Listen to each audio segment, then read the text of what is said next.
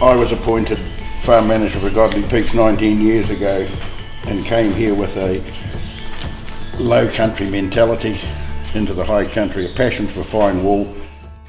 Godley Peaks then was probably pretty much virgin land. My view was that it could do a hell of a lot better than it was doing.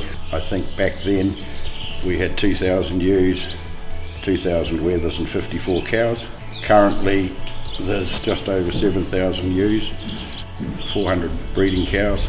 Whakataka te hau ki te uru, whakataka te hau ki te tonga, kia mā, kine te uta, kia mā. A quick welcome to everybody and a quick mihi, so really awesome to be here today. People ask me, what's your definition of regenerative agriculture? And I say, well, you tell me your definition of agriculture and then I'll tell you mine of regen ag.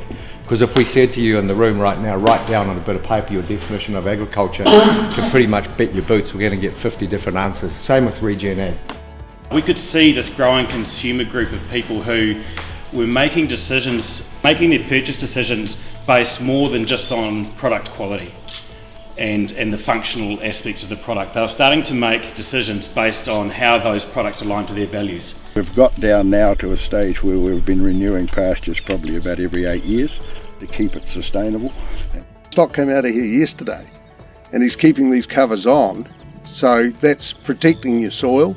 So what you were saying with these multi-species, that there are times when you do need to let them to seed and look a bit rougher, as you say. By shaving it off or topping it or traditional animal management as it's been known, it exposes that soil to the elements, and especially here, case in point.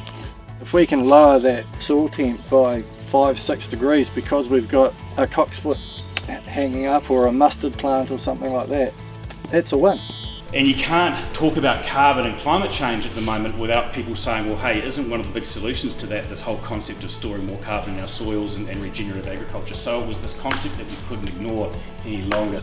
If you haven't got a root mass, you can't sequester carbon. So if you graze it off all the time, your plant is all the time trying to recover itself to get its solar panel up, if you like, and it can't put roots down. If we're able to demonstrate that our farm practices are actively driving down that net carbon score, that suddenly becomes something that is extraordinarily valuable to the brand. And funnily enough, when you've got something that's extraordinarily valuable to a brand, they're quite often willing to pay for it. You won't believe these soils here, I think they've got about 43 tonne in the top 6 inches of total carbon. We then could see a comparison between the highly stressed, high input side of the farming equation and the low input, lower stressed side of the equation, where actually when we're talking about data and indicators, joy was something that came up often. Farmers are saying we've got the joy back. We are trying to respond to that call of change.